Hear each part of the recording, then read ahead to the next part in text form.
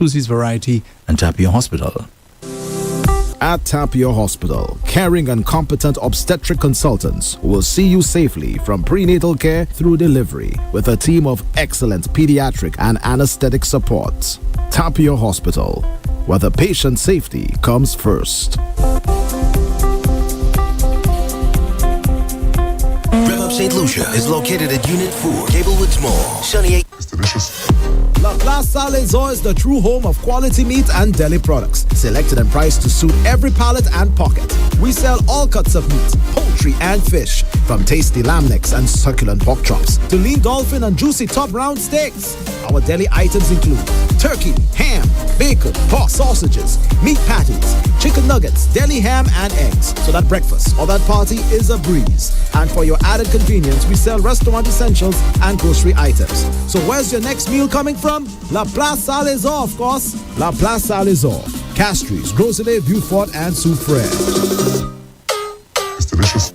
You are the guru of groceries. You have a heightened awareness for lower prices. You journey to find freshness and variety and quality brands, and you have an acquired taste for specialty items.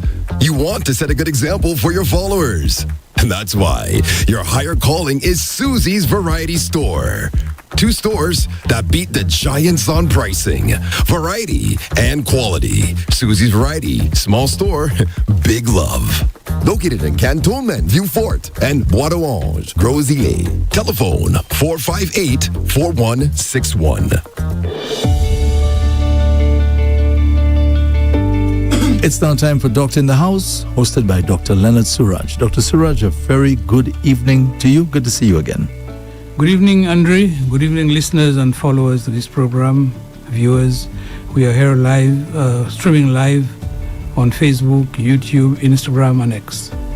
And as always, every Tuesday, today being 18th of November 2025, we are here again doing another program, Doctor in the House.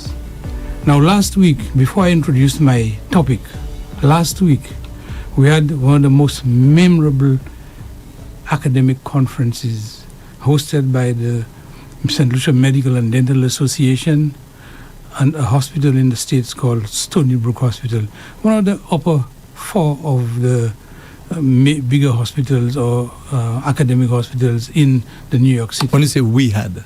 We, the Medical Association. Okay. So the Medical Association hosted this 2-day conference, and it is part of our continuous learning exercise. And many topics were covered in that particular program, including topics on things like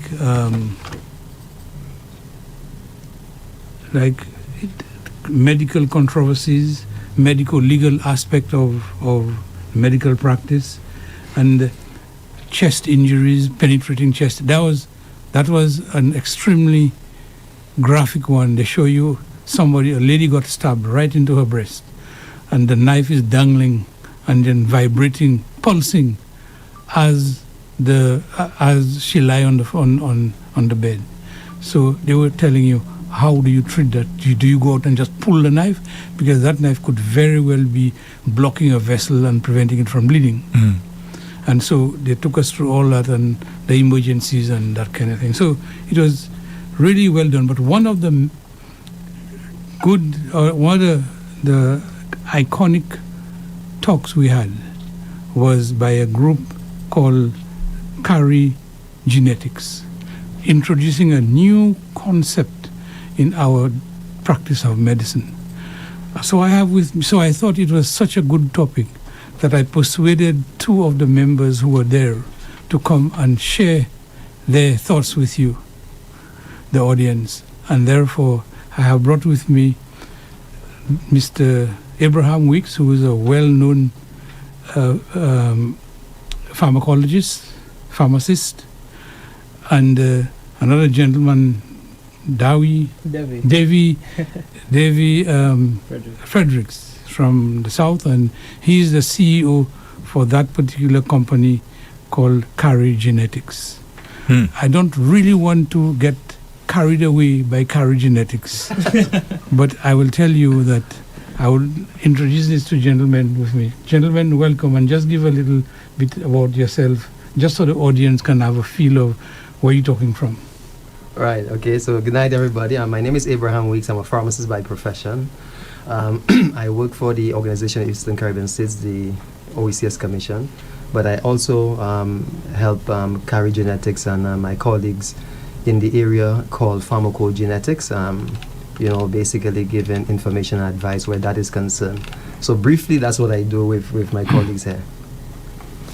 Yep. Cool, and thank you for having us, Dr. Suraj. My name is David Frederick, so I'm like you said, I'm from Deriso. Many listeners might know me from Gentech Analytica, so that was my company I founded to make genetic testing a mainstream thing, not only in St. Lucia, but in the OECS.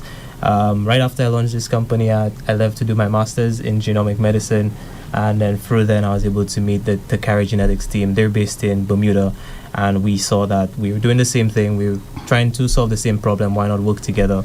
And what we're doing is launching Carry Genetics St. Lucia, so that is the company I'll be the CEO for. It's basically a branch from Bermuda in St. Lucia doing genetic testing, and we did an amazing presentation on pharmacogenetics, and we'd love to speak about that more today. Right, thank you very much for that brief introduction, and we will get to Carry Genetics later on and give it its airplay. But at the moment, let us focus more on the pharmacogenetics. That is, Mr. Weeks will tell me all about it in the same way he had told us 2 days ago. He's a dynamic speaker, so let's go. Thank you very much, Dr. Suraj. From the time I was in pharmacy school, I learned about the area. Well, let me just say, I got interested in the area way back in pharmacy school. So when we did pharmacology, there was something that just didn't sit well with me about the way medicines work and the general way we were looking at the way medicines worked. Fast forward to me graduating, I came across the area again called pharmacogenetics. And then I met my colleagues, Devi and Karika, who really, brought me close to them and, wanted my expertise where the whole area of pharmacogenetics is concerned. And, my passion for patients is the most important thing. I think I'm a pharmacist, but for me, I like the idea of taking care of patients more. I think it came from the fact that initially I wanted to be a physician. So I just threw that passion into the work that I do as a pharmacist. So let me just say, what is pharmacogenetics? Made up of two words, pharmaco meaning drug and genetics meaning all of life. And, in the last few months, as I've worked with Karika and Devi, I've coined the phrase life is genetic. We talk about life is mobile, but more importantly, life is genetic. Everything that we do is genetic. So genetics basically speaks to the fact that every human being's genetics is different, and they would respond to medicines in a different way because of their genetics. In pharmacy school, we would have learned that, people of different races like Eskimos would deal with drugs differently. But the field has evolved so much in the last 15 to 20 years that we actually have methodologies to actually investigate who will respond to what medicines in a particular way. And hence how Dr. Suraj heard about the topic. So pharmacogenetics is here to stay. It's the wave of the future. Well, the future is here now. The future is now. That's pharmacogenetics will be the thing that, just imagine a time when somebody will come to the pharmacy, they will have their pharmacogenetic profile, and you have to dispense medicines based on their genetic profile. Thankfully for me, I did a program with the American Society of Hospital Pharmacists, so I'm actually certified in the area. So, and for me, it is because of my passion for people and the way medicines are used in people, I really just dived into it. And I think in the last few months, I think I've read every single paper, done every single thing on pharmacogenetics. Devi can tell you, I'm always sharing something with him or Karika. It's like, have you seen this? Have you seen this? So thank Dr. Suraj for inviting me and inviting us to talk about the area, because it's, like he said, it was mind-blowing, right? Yeah, very much. It was mind-blowing. So just by way of example, if you may. Sure. Just by way of example. So let's take a common example. you have persons on, let's say, medicines like clopidogrel, which is an antiplatelet medicine. And I just shared an article with you earlier. Yeah, that's right. Persons' bodies deal with medicines differently based on their genetic profile. So they are categorized in what you call fast metabolizers, slow metabolizers, intermediate metabolizers, and ultra fast metabolizers. What does that mean? So your body deals with drugs in various ways, okay? The metabolism of drugs involve what we call the cytochrome P450 enzymatic system. That system is responsible for the breaking down of medicines. That system is controlled genetically. What do I mean? There are certain persons, from a genetic perspective, will be fast, slow, or intermediate metabolizers, or what I've mentioned. This is genetic. It is what you were born with, okay? And now there are actually tests that can say this person is a fast, slow, and intermediate or ultra rapid metabolizer. And I was just sharing an article with Dr. Suraj that in Hawaii they actually sued the manufacturers of the same medicine that we are talking about, because they did not in their drug label talk about the fact that this can happen. So they were just awarded like $916 million because of that. So I'm saying this to say to you, I just mentioned one medicine, There's research to show that there were over like 150 or 300 genes that actually control the way medicines work. But let me just put in the caveat that the Clinical Pharmacogenetics Implementation Consortium has spoken about what we call actionable genetic profiles. What does that mean? Somebody may have a gene for a particular medicine and the way it works, but the way it works has to be an actionable profile. In other words, there must be evidence and research to show that this will cause a particular effect or it will have a particular action if we do not take effect or we don't act on the information that we have. So and the evidence of the evidence is graded, so it can be all the way from moderate level to high level that this should be acted upon. So the one I spoke about, the clopidogrel, definitely that should be acted upon, and there are a number of other ones. I mean, for example, not to get too technical, there's a medicine called abacavir which is used for HIV. And there are persons who express, let me just say, I did the test myself. So I did the test myself and I have my whole genetic profile. I can tell you which medicine. So I said to my physician, the next time I come to you, I'm going to show you this. And she laughed. But the fact is that I have my own genetic profile to know. So the profile is a test you did to show what medicine are likely to work for you, absolutely, what are not likely to work. Absolutely, absolutely, and Devi will tell you more about the test. But I did the test, and it shows my total profile as to which medicine, which genes I have, that shows which medicines will work best for me. So the whole idea is we are at the point where now we don't have to shoot in the dark. There are actionable things.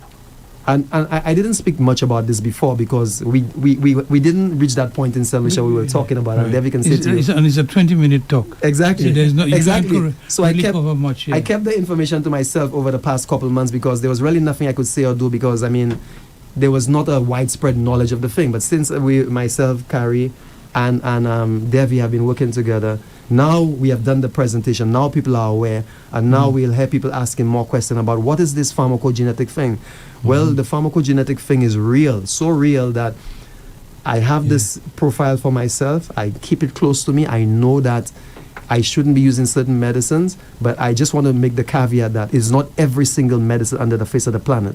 There are certain medicines, they have proven research to show that, listen, if you have this genetic profile, you shouldn't be using this medicine, or if you are using this medicine, you should use it at a different dose, or you should be using it at a different point in time. That's basically it. So it will tell you what medicine are more likely to work for you. Absolutely. What may not work. So sometimes it may very well be that if you give a person a medication and it's not working, you may think that maybe they didn't take it properly, or maybe that.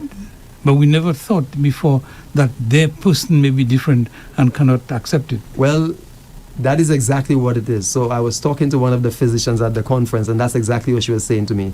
It has proven what she's always known, that people react differently to medicines, and there's a reason for that. Yes, there's a reason, because their genetics will tell you how they will respond to certain medicines. And like I say, there are quite a number of them. But basically, in your body, you have the cytochrome P450 system, which takes care of metabolism of medicines. You Metabolism in breaking it down. breaking it down into its constituent parts. So when you take, say, a Panadol, That's correct. that Panadol is broken down in a certain way. That's correct. By everybody's body. That's correct. And Okay. different people will do that differently. That's one enzyme. But there are what you call drug transporters that also transport drugs, and people can have different genes for those transporters too.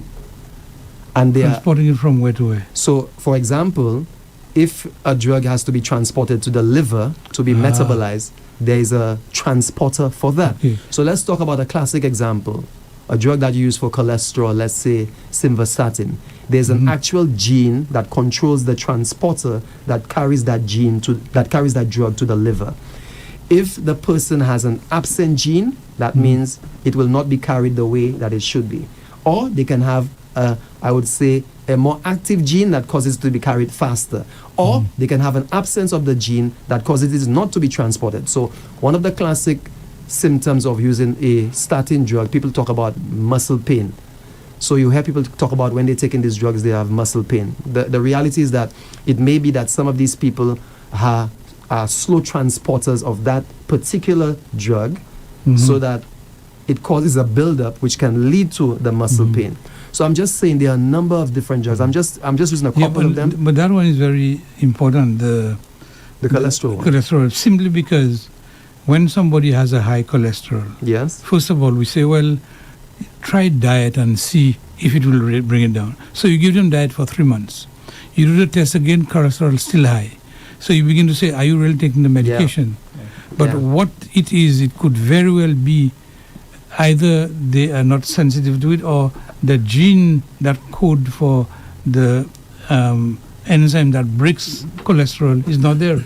Absolutely. And and that's what made it real to me. I remember in pharmacy school, I had a lecturer, very good guy. His name was Dr. Duglin. And I remember specifically him talking about the transport of cholesterol within the body.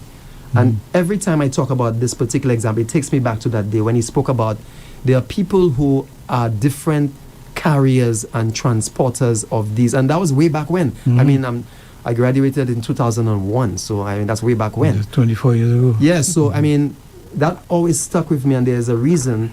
And now it is I fully comprehend the reason for that, because everybody, in every human would do it differently. But let me just also say to you that there are groups of human beings now that belong to different races that would have similar genetic profiles, okay?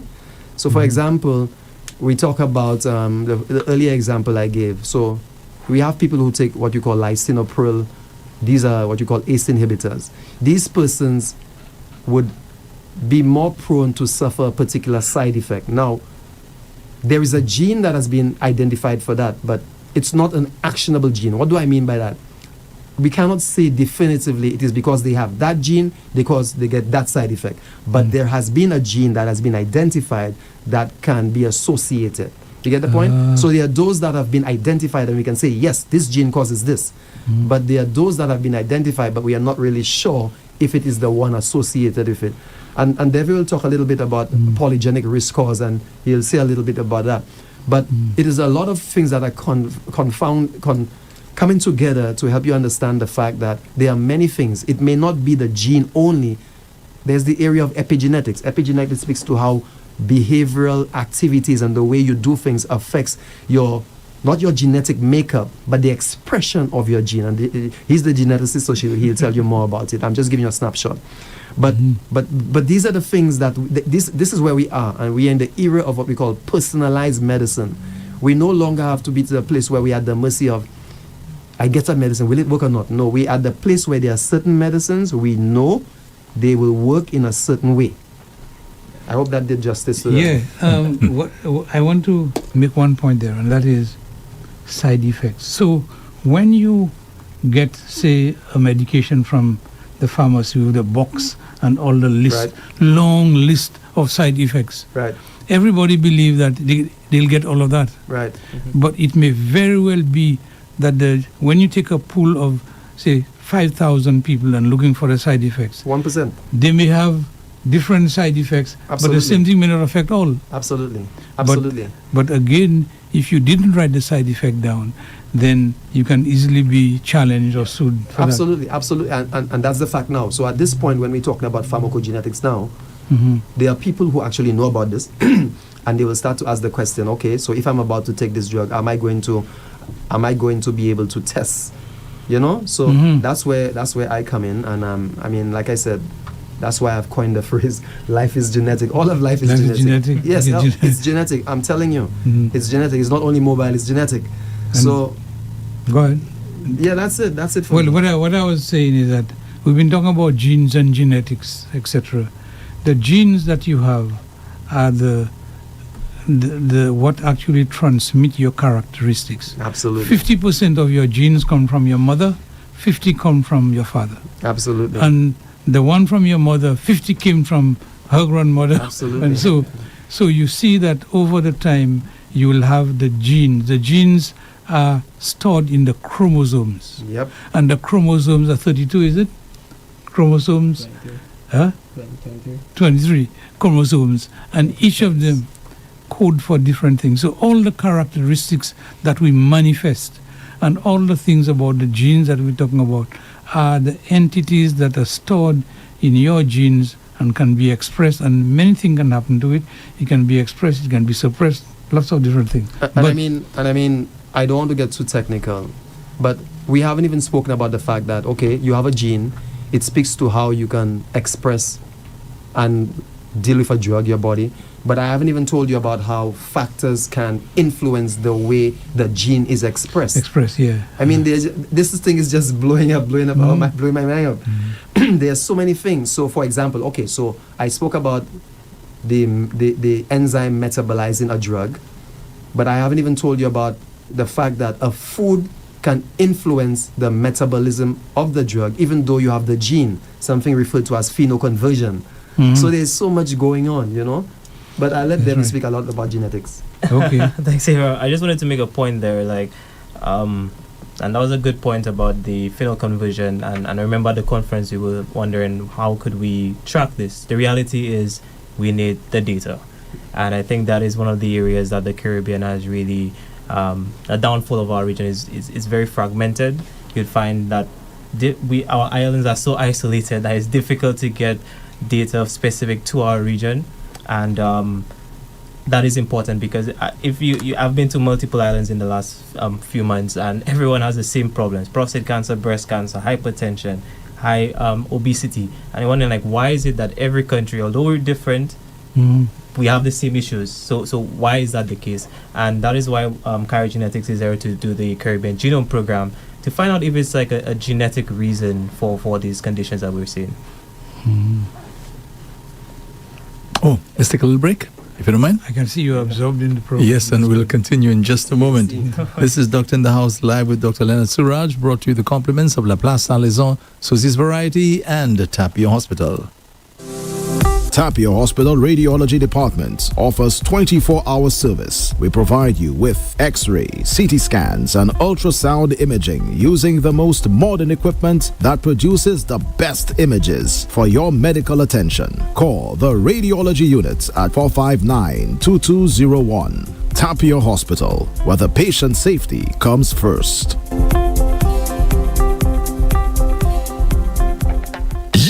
Are the guru of groceries. You have a heightened awareness for lower prices. You journey to find freshness and variety and quality brands, and you have an acquired taste for specialty items. You want to set a good example for your followers. And that's why your higher calling is Susie's Variety Store. 2 stores that beat the giants on pricing, variety, and quality. Susie's Variety, small store, big love. Located in Cantonment, Vieux Fort, and Bois d'Orange, Gros-Îlet. Telephone 458-4161. It's delicious. La Place Salazar is the true home of quality meat and deli products, selected and priced to suit every palate and pocket. We sell all cuts of meat, poultry and fish, from tasty lamb necks and succulent pork chops to lean dolphin and juicy top round steaks. Our deli items include turkey, ham, bacon, pork sausages, meat patties, chicken nuggets, deli ham and eggs, so that breakfast or that party is a breeze. And for your added convenience, we sell restaurant essentials and grocery items. So where's your next meal coming from? La Place Salazar, of course. La Place Salazar, Castries, Groselet, Beaufort and Soufrière. It's delicious. Welcome back to Doctor in the House live on Rev-Up Slu show, hosted by Dr. Leonard Suraj. Dr. Suraj is back to you. Thank you again, and thanks for having me again. And today we are talking about a very special topic, and that is karyogenetics and pharmacogenetics. Big words, but they're simple. It is a question of genetics, is about your genes and what you are likely to happen to you, what medication that might work for you and those that might not work. That can be part of your genetic makeup. So a lot of research has been done in genetics, and now these things are coming to fruition. And I must say that I'm proud to see that St. Lucia is holding its own in this kind of initiative for us to be able to know genetically what medication is good for us, what's not so good, and what we should avoid. So I have with me in studio Mr. Abraham Weeks, who's a well-known pharmacist and have a passion for pharmacogenetics, and Davy Frederick from the South, and and he'll be telling us a little more about karyogenetics. Just a quick question, Dr. Suraj. Yeah. So, assuming we have a well-informed public on this particular matter, Mm-hmm. and they come to a typical doctor, Yep. and they're knowledgeable, right? Because that's what I imagine is going to happen in the next few years. You as a doctor now, how are you going to handle this? The challenges that will come with people who are well-informed and saying, right, I carry a certain type of gene and so on, and I can't do this, I can't take that. Well, Isn't that a challenge for you as a right? doctor? No. I think it will. For one thing, it will persuade us to encourage us to be more current, and secondly, it will give higher quality of care to the patients. And of course, like you doing your blood tests, like you're doing your blood types, there'll be a time where this profile would be part of your record.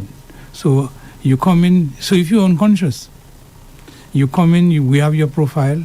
Then you can look at what you can have, what you cannot have, what you might be allergic to, or what may not work for you in a critical situation. So I think that the science is developing, and the idea of having the general public involved in it, make them understand it, they may want to get their own profile, and that service is available. I think some of our listeners may be really curious to ask some questions. Let me just give the numbers in the meantime, Yeah, just in case you need to call. Yeah. The fixed line is 572-9710, 572-9710, or you can WhatsApp 287-0971. WhatsApp is 287-0971. And this is Doctor in the House with Dr. Leonard Suraj. Again, the numbers, fixed line 572-9710, or WhatsApp 287-0971. I mean, Andrew, just to make the point, right? I mean, there will not be any need for anybody to fear, especially the physicians. I mean, that's why in healthcare we work collaboratively. That's why Dr. Suraj called us here today. Mm-hmm. At the end of the day, like I said, there's enough evidence-based data to show which medicines work, and it's available for everybody. And that's why Devi and myself and Karika, we have spoken about training, because we are here talking about this, but it's not widespread knowledge, even in other parts of the world, you know. There are centers in the United States, in the United Kingdom and Canada that are already doing this, and they were doing this for many years. So when you go to places like St. Jude's Hospital in the United States, and you have a child who's been treated for cancer, they were already doing this. Really? Yes, that's why they are specialized, because there are certain cancer meds that, based on your genetics, they will not give you because you will not handle it properly. Right. So they were already doing that. There are a number of places. Is that news to you, Dr. Suraj? Hey, yes. And I just want to chime in there because just speaking more on the genetic side. So I did my master's in the UK, and the NHS, they just released their 10-year plan, and pharmacogenetics is a big part of it because that is where we're moving globally. And that is why we really want to push this in the Caribbean. And Abraham just spoke about medication and cancer. Just from our statistics, we haven't tested everyone in the Caribbean, but from our early data, there's a drug called tamoxifen, and it's given to women with breast cancer. However, in our data, what we're realizing is 40% of the women we have tested should not be taking it at all. Okay. But without testing, you would not know that. Like the way that we have built our healthcare systems in the region is one size fits all model. That is, you have breast cancer, that is the drug that you should be taking. And so that's why some people don't do so well. Yeah, exactly. And you'd wonder why is this the case? Right. And that is where our tests can fit in. And obviously, like Abraham said, we don't cover every single condition that exists, but it's still a great report to have. It's very comprehensive. We use a stoplight method. So the green means all good, yellow is with caution, red you should not be taking this at all. So I just wanted to give that. Interesting. You have a call, Dr. Suraj. Hello.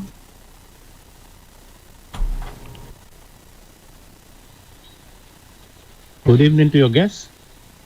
Yes, good evening. Oh, thank you very much. Good Good evening. Yes, talk to me, my friend. Yes, good evening. Is there a question you'd like to ask or share your thoughts with us? Okay, maybe there's an issue with his phone. Oh, okay. Okay, you wanna try calling back, my friend?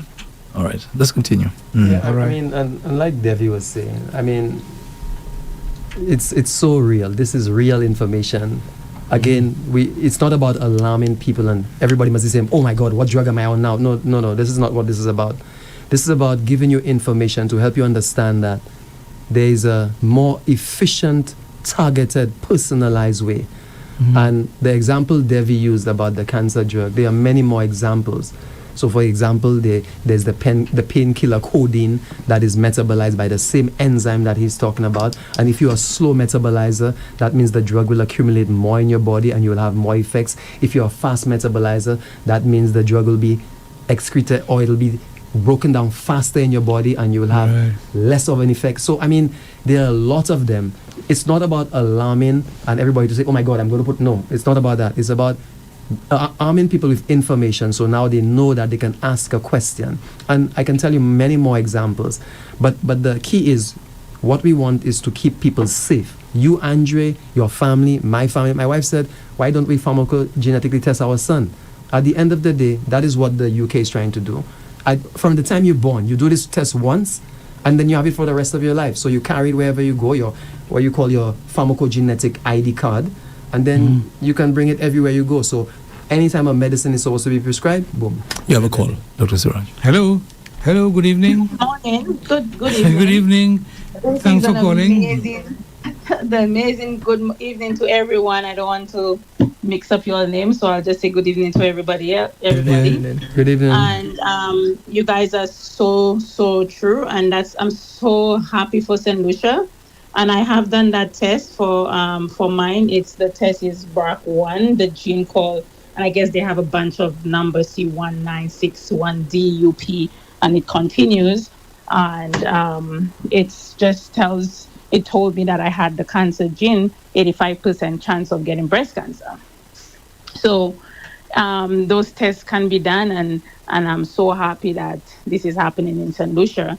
And it is true, there are lots of medication that I cannot take because it will increase the chance of me getting cancer, even though I did the preventative surgeries. So I just wanted to give you that information for others that listening. Thank you very much. That's very informative. At least you're sharing it and put some reality into things. I'm happy that you have done that. To let people know it is true. It is. You guys are not just saying things. It is true. It's out there, and I am evidence of it has happened with me. So thank you guys, and amazing. Thank you, Andre. You're welcome. Thank you very much. Thank you. Thanks for sharing the information with us. And thank you for that contribution, because there are different genetic tests that you could take. So there is the panel test, which you probably did, where you could find out if you have the BRCA1, BRCA2 genes, and this is really related to breast cancer. There are like a panel of maybe 12 to 20 genes that we could check. But there are other tests that you could take, like the pharmacogenetics is what we were speaking about. And the reality is that is what we want to offer is genetic testing in the Caribbean. It's very important that we generate data for ourselves, because a lot of these research that has been done is on European descent, and that is what is being used to make decisions for us. So what we're doing at Carry Genetics is we will be launching the Caribbean Genome Program, where we sequence people from the Caribbean and generate data for the Caribbean. That way we could test it, we could know what works, what does not work. The good thing with pharmacogenetics is it's pretty straightforward, because your genes would code for a specific enzyme that breaks a drug. So even though the ancestry might play, it's not as big of a problem as, for example, let's say polygenic risk or for your risk of conditions. I just want to make one more point that with pharmacogenetics, again, the reason why it's so applicable is because there is something called CIPIC. This is an organization, and what they've done is they've put together the guidelines of how to go about analyzing the results and implementing it in a clinical setting. So, Andre, to your point about how do doctors know what to do with this result, there's already a database that exists. So when you have this result, the doctor now could understand, okay, I see this result, this is what it means, this is the dosage that I should be using. So it's not a case where we're reinventing the wheel, it exists already. But in order to use that database, you would need to get the data, you would need to get tested. So that is what we want to push, and we've partnered with lab services to start offering this in St. Lucia. So if someone is interested, they could always reach out to them to get tested. We have another call, by the way. I'm Dr. Suraj. Okay. Hello, good evening. Good evening, Andre. Good evening, Dr. Suraj. Good evening to your guests. I knew you tried earlier on, but yeah, so yeah, I don't know. Nice hearing you. So what you like to contribute something to us? Yeah, thanks for accepting my call. Huh? Yeah, okay. Yeah, we're talking about genes and genetic there. Huh? Yeah, let me tell you, I have this problem in my eye, this retinitis pigmentosa, and they said it's like a genetic disease. Okay, doc? Yeah. And then at one time, somebody told me that they were trying to develop a genes to help me with that. Maybe my genes is weak and whatever. I have a question to ask you. Is this the same as stem cells? I will listen on the radio. Thank you. Stem cells are slightly different things. Stem cells are picking the cells from the very beginning, when cells in the bone marrow has not decided what to become. That is the time the stem cell can be altered to take it into a certain path. But the retinitis pigmentosa may be a different kind of thing. So I don't think it's that. Yeah. The first caller, if I understood her correctly, she was saying that when she took this test, it sort of revealed that she may develop breast cancer. Right. Now, the gentleman is saying in his position now, he's lost or losing his sight. Mm-hmm. So I think he's asking basically the same question. If he had maybe taken this test or something, would the test have revealed that maybe he developed that issue? I think for his issue, it's not common. So again, maybe research would not be specific to that. But for conditions like breast cancer, prostate cancer, diabetes, hypertension, stroke, there is a test that we call a polygenic risk score. It's a cheek swab. It's a one-time test, and it will give you your your lifetime risk of developing that condition. So it's 15 conditions that it could give you that report for. Again, 15 of them. Again, this is not a diagnosis to say that yes, you will get it, but what it does is it will give you like a screening, just an idea based on your genetics. What are your risks of getting those conditions? And we did this test in Bermuda. We did a prostate cancer study in Bermuda, and what we realized when we did the prostate cancer patients, 1 in 3 men were flagged as high risk using this test. So if they Would you, just mind, based on- would you mind repeating what you just said there? So in Bermuda, we had a prostate cancer study. So we had a cohort of patients with prostate cancer, and what we did was we did this test on them, just to find out what their risk were, just on a genetic level. And what we realized was 1 in 3 men were flagged as high risk for getting prostate cancer. So that is just on their genetics. That is a test that they could have taken. 1 in 18. 3. Yes. So it means that since they have known, now you discover they're high risk, then they may decide to attack that prostate more aggressively. Yeah. So just leave it alone. Yeah, exactly. So you could have done this test early in life, know that you're high risk for this condition, and instead of okay, maybe you check your PSAs more often, because the thing with prostate cancer is it's a late onset. Right. So it's until maybe stage 3, stage 4 you start realizing that you have symptoms. You're peeing frequently.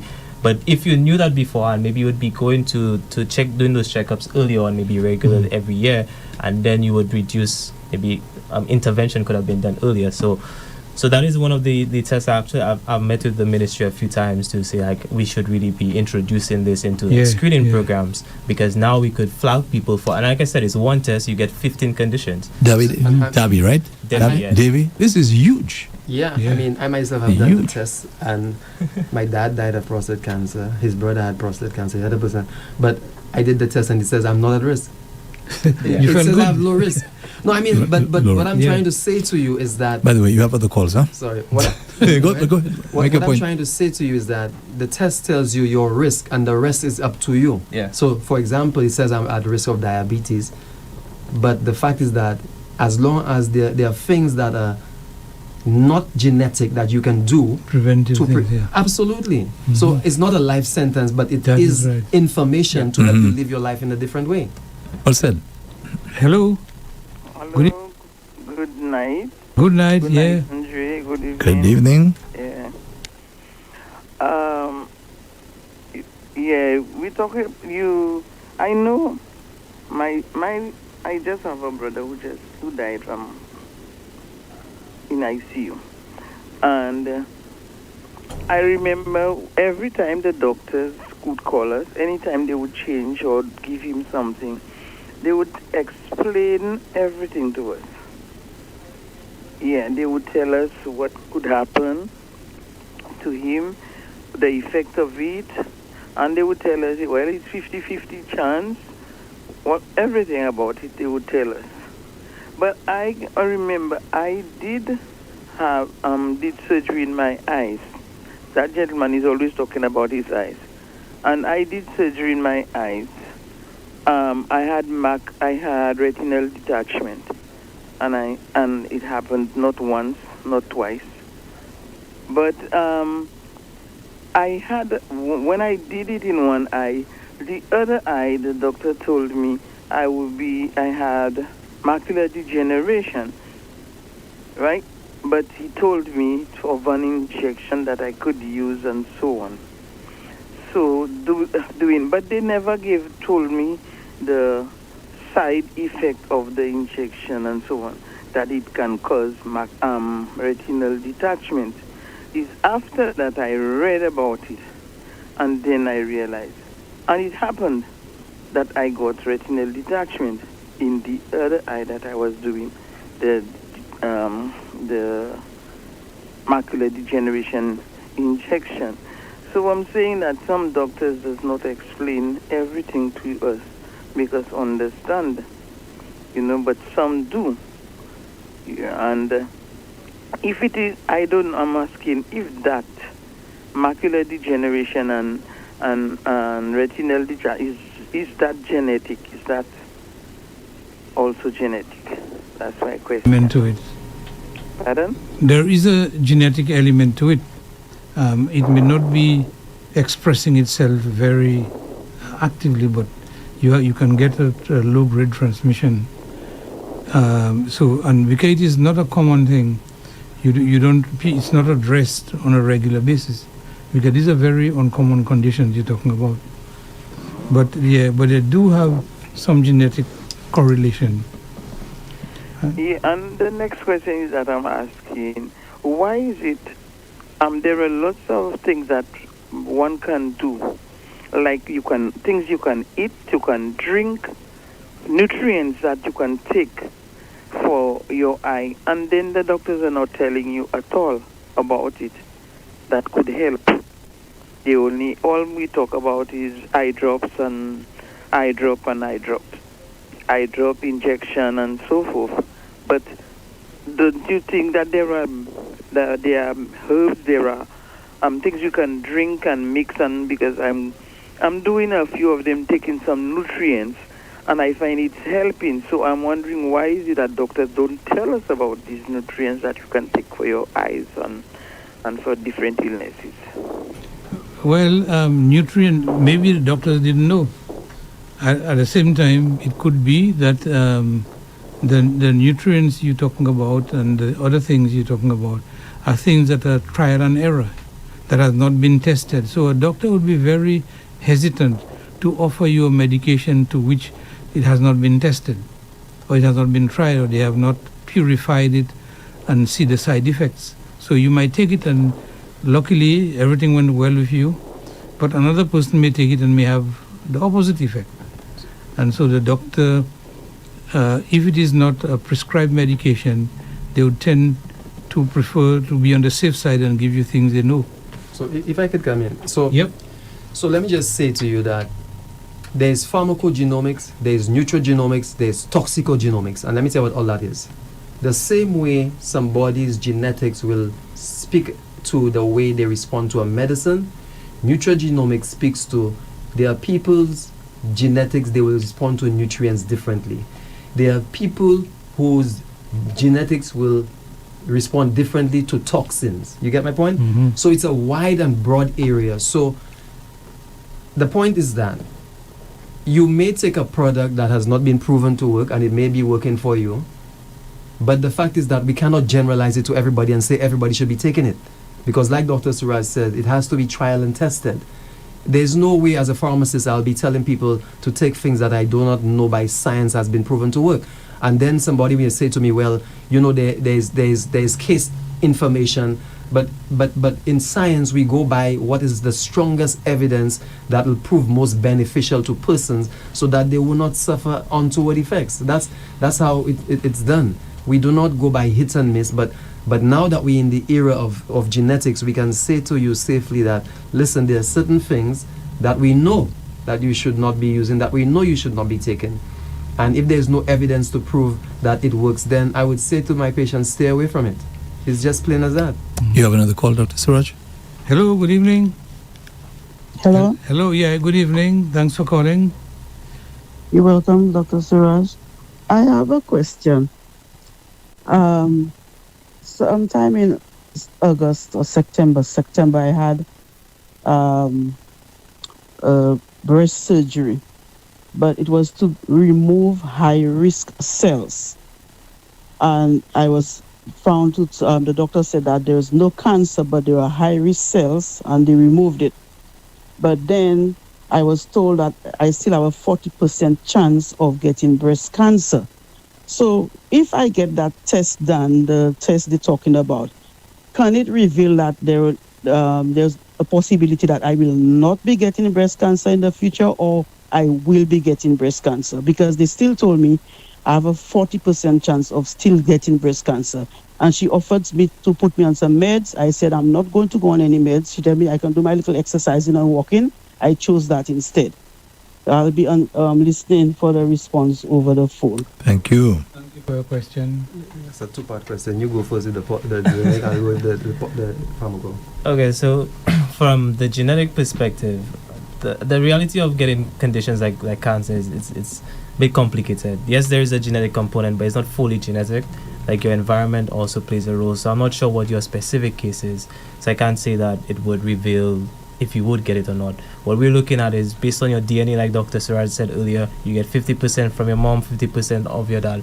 The way the test work is we look at specific points in your DNA that have been linked with breast cancer. So that is what we would check. So at that point, we can't say if you're already developing it to say like you won't develop it anymore, because that your DNA doesn't change. Like this test could be done at 18, 50, 75. So that risk would not change no matter what the age, if you understand what I'm saying.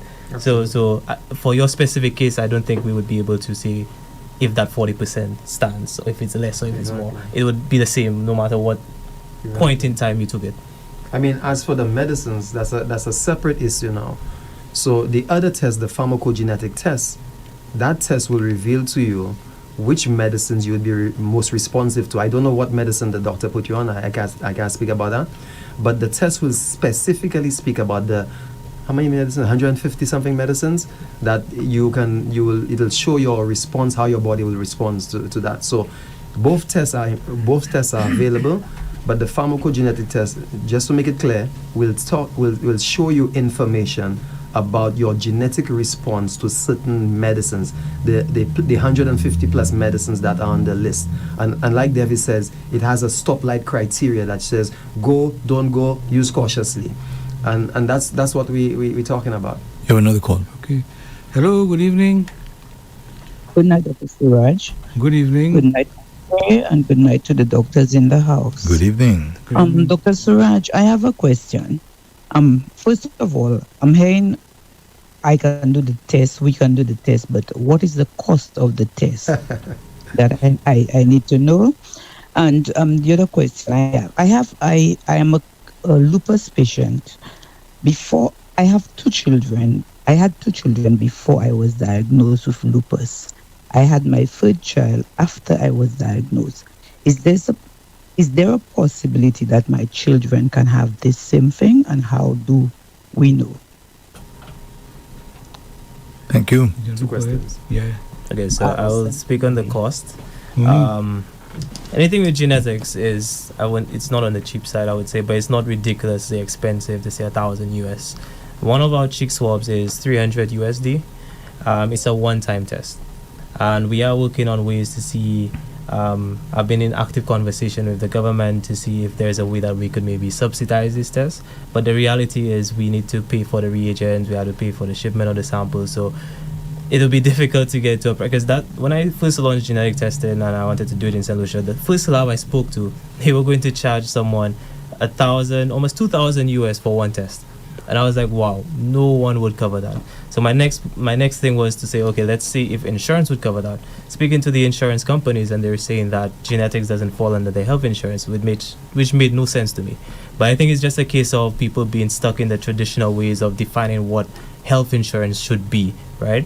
But yeah, the reality is the test is like 300 US. It's not extreme. I know that it's more on the premium end, but when it comes to healthcare in general, nothing is really cheap per se. But it's a one-time test and not something that you have to take every year. Like I said, your DNA doesn't change. So once we do this test, you have this, and now no matter when you get a condition in the future, you know that the medication that you're taking is beneficial and will actually work. Absolutely. And at what age would you recommend somebody taking this test? Well, you have to be over 18 to consent to take the test, but you could take the test younger, because like Abraham was saying, he had his son to take the test. Now, how old is your son? 4 years old. So it's really up to the parent before 18, but after 18 you could take it. It's a non-invasive test. It's a cheek swab, so it's literally 1 minute just swabbing the inside of your cheek, and then we ship this to our lab and we have the sample via email in 3 to 4 weeks. I mean, Andrew and Dr. Suraj will answer the other question. I mean, this is mind-blowing. I now have a report that says to me what medicines I should be using and not using. I mean, every time I look at that, it just blows my mind. And there are certain medicines that we have available that I know I should not be taking. So I will definitely not be taking them. It's just, that is what we're trying to do. Prevent persons from having untoward reactions that could be otherwise prevented. Mm-hmm. And on the genetic side of things, the most I can say is that there is a weak link that if your parents have it, you have a chance of having it genetically, but it may not be expressed. You have to have the conditions, say like the condition that causes it or worsens it must be present. Things like exposure to sunlight and a few other things. And the way you live your life. And the way you live your life. So many of these genes are present, but they are not expressed because environmentally, how you said it, you use a word epigenetics. Epigenetically, you may find that you have the genes in you but it is not being expressed or manifested because it is not getting the right condition to do that. Very well said. And I just wanted to say one more thing on that point. There are some conditions that what we call it in the genetic field is called monogenic. It means that one gene is responsible for causing that condition. Yeah. And depending on the inheritance, it would be a case that, yes, it could be passed down from mom to son. It depends. There are different inheritance patterns. But there are some conditions that are what we call polygenic, that there are multiple, maybe thousands of genes that lead to its development. So it could be a case, yes, you have, and I think lupus is more on the polygenic side, caused by not by one gene. So yes, you may have some genes related to that, but your partner may not have it. So that would now change the probability of your children having it. So it's a very difficult answer to say yes or no. But yeah, that's just my take on that. And I mean, just to augment what Devi is saying, somebody with lupus is on multiple medicines. So a pharmacogenetic tests would be very important, because it will say to her what medicines that I should continue to be on or what I should not, what I will have side effects to. And let me just make this clear. There is research to show, and you can go to the Clinical Pharmacogenomics Implementation Consortium. There's evidence-based research to show which medicines there's actual data to show that these medicines will be or will behave in a certain way if you have this genetic. So like I said, the cholesterol, the clopidogrel, they're in this field. The psychiatric field has many of those medicines. The cancer field, another wide area again, where there are many of those what we call pharmacogenes. In other words, genes that interact with your genetics. So I mean, there's so much of them, but we like to use the phrase, there are some of them that are actionable and there are some of them that are not. So whenever I look at a prescription and I see an actionable one, I have a comment on that. But if it's not actionable, then there's nothing to say. But if it's actionable, like the clopidogrel we've spoken about before, that's actionable because we know what the drug does. The statin, like simvastatin, we know what it does and we know the side effect. The ultimate name of the game is to keep patients safe and to prevent them from suffering from untoward adverse reactions. Not a side effect. A side effect is what we expect to see. But you have an adverse reaction, which is something that is bad, harmful, and then you have what you call idiosyncratic reactions. Now, I was telling Devi or Karika some time ago, it's no longer idiosyncratic, because if I have a genetic profile that says to me I will respond, then it's not idiosyncratic anymore because I know I'm going to respond in that way. So idiosyncratic is a term we would use because we didn't know if the person would respond in such a way. Idio coming from the word idiot meaning we don't know. But now we know, and we can know that, listen, if this person has this gene, they will respond in such a manner. However, there are times when they may not, and you still have the profile. You get my point? So, I mean, yeah. In the defense of medicine itself, I would say that everything is in evolution. Absolutely. Because there was a time they would tell the explorers, don't go too far, you might get to the edge of the world. You understand? Yeah. And afterwards they say, well, what you're seeing in this, what we call the stars, they say these are holes in the heaven. Yeah. And the light is behind it. Yeah. So we have come a long way. Absolutely. But what I wanted to clarify, two things before we leave. That is, you say it's actionable. I'm still not clear what actionable means. Okay, so let me tell you what actionable means. There are a number of organizations in the world that have done research when it comes to pharmacogenetics. Okay? CPIC, which is the Clinical Pharmacogenetics Implementation Consortium, is the leading body in the world when it comes to pharmacogenetic data. Okay? If you go to the CPIC site, you will see genetic profiles, the drug, metabolism, and so forth. Then, if you go there, you'll also see information about the level of evidence to say that this will actually happen. Okay? When you talk about actionable, we're talking about level of evidence to show that if I do the test and the test says I have this gene, actionable means that there's something I can do about it. based Okay, on that. okay, That's yeah, what actionable yeah. means. So that's You how can take an action That's to- the terminology they use. Mhm. But there may be other things that are there, but it's not actionable. In other words, there's nothing to be done, but it's Yeah. identified. Right. Okay. So that's the terminology used. So I will encourage anybody. It's not that's just I just gave you one of them, but they are the leading body when it comes to pharmacogenetics and pharmacogenetic data, because it's experts from all over the world who have come together. I go on the site very often. They update the site quite frequently, so you can get the data. I just download whatever I want to read, whatever information I want to share, you know. And if my physician colleagues ask me about a particular patient, if I say, well, this is the data that is available. So the key in the next few months, years, is to train other healthcare professionals, and that's what Devi and myself and Karika have been talking about, training other healthcare professionals like we did at the conference to know about pharmacogenetics and pharmacogenetic data, because it's a new and evolving field. It's not widespread, so we need people to know and to understand that this is available. And our physician colleagues, again, Andre, I think everybody knows me by now. I'm a team player. I'm a pharmacist, but at the end of the day, I care about one thing. I care about people. People being well, people getting the benefit of the medicines. And Dr. Suraj knows that. People getting the benefit of the medicines that they have been prescribed. I mean, yes, I graduated with a pharmacy degree and I care about medicines, but for me, I think my passion lies more in, and anybody who interacts with me can tell you that, my passion lies more in ensuring that people are well. People are not suffering because of the interaction with the healthcare system. So that's it for me. Great. Now, before we close up, one question I want to ask this gentleman, David. If I want to know more about my genetic makeup in terms of the drugs and medication, so I can go to the lab and they will scratch my cheek and they will it has a cost, 300 US, you said. Yeah. And what do I get for that? When the result come, what am I buying? So the way we want to do it, and I've been reading on a lot of companies overseas that do genetic testing, and they maybe just sell the product.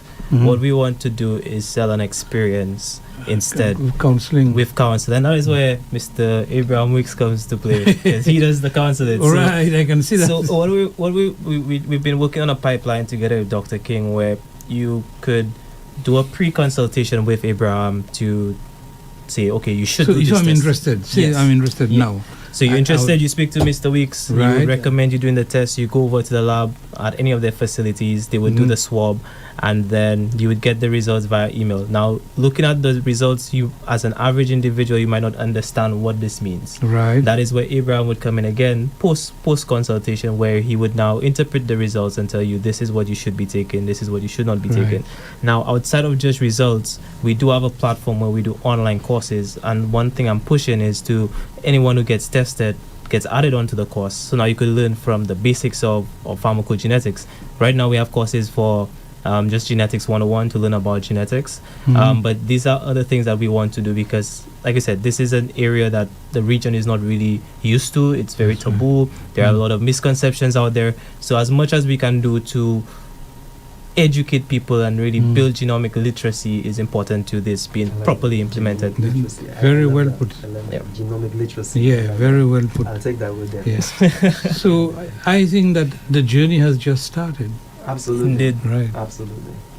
And based on that, any last word you'd like to say before we leave? You? Yeah, one thing I wanted to say is I just wanted to let the listeners know that we have been doing genetic studies in St. Lucia. We launched a prostate cancer genetic study in February together with Carigenetics, and we've been recruiting patients, people, related groups, and men. And we've, when we first launched the program, people were wondering whether men would sign up for this study. because we were aiming to get 150 men. So far, we've recruited 130 men, which we have over. Yeah, Abraham is one of the participants. We have recruited over 30 patients, and we're getting very close to our goal. We're still missing more patients, so men with prostate cancer, and also men related to people with any form of cancer. So if you're interested, you could reach out to us to be part of this study. But yeah, just saying that this is just the first step. We're just laying the foundation to generating data for the Caribbean and understanding why our region is plagued with so many conditions, and we don't know why. So just wanted to leave that before we end. Okay. Well, folks, thank you very much. And Andre, thank you very much for being so patient and listening to us. And listeners, thank you very much for the contribution you have made during the course of that program. Again, people, thank you very much. It seems as though we're just beginning the journey, and obviously we may have to have other sessions as well. Yeah, no worries. Okay, thank you very much. Thank you, Dr. Suraj, as always, for your service. Thank you, Abraham, and thank you, Devi. This has been Doctor in the House with Dr. Leonard Suraj, brought to you with the compliments of La Place Salazar, Susie's Variety, and Tapio Hospital.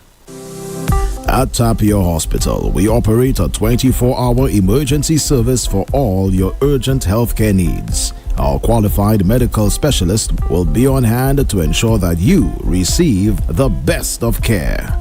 Call us at 459-2617. Tapio Hospital, where the patient safety comes first.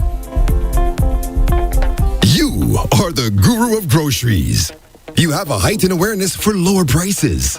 You journey to find freshness and variety and quality brands, and you have an acquired taste for specialty items. You want to set a good example for your followers.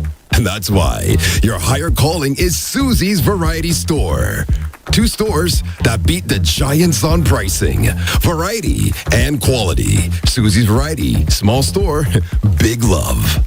Located in Cantonment, Vieux Fort, and Bois d'Orange, Gros-Îlet. Telephone 458-4161. It's delicious. La Place Salazar is the true home of quality meat and deli products, selected and priced to suit every palate and pocket. We sell all cuts of meat, poultry and fish, from tasty lamb necks and succulent pork chops to lean dolphin and juicy top round steaks. Our deli items include turkey, ham, bacon, pork sausages, meat patties, chicken nuggets, deli ham and eggs, so that breakfast or that party is a breeze. And for your added convenience, we sell restaurant essentials and grocery items. So where's your next meal coming from? La Place Salazar, of course. La Place Salazar, Castries, Gros-Îlet, Vieux Fort, and Soufrière.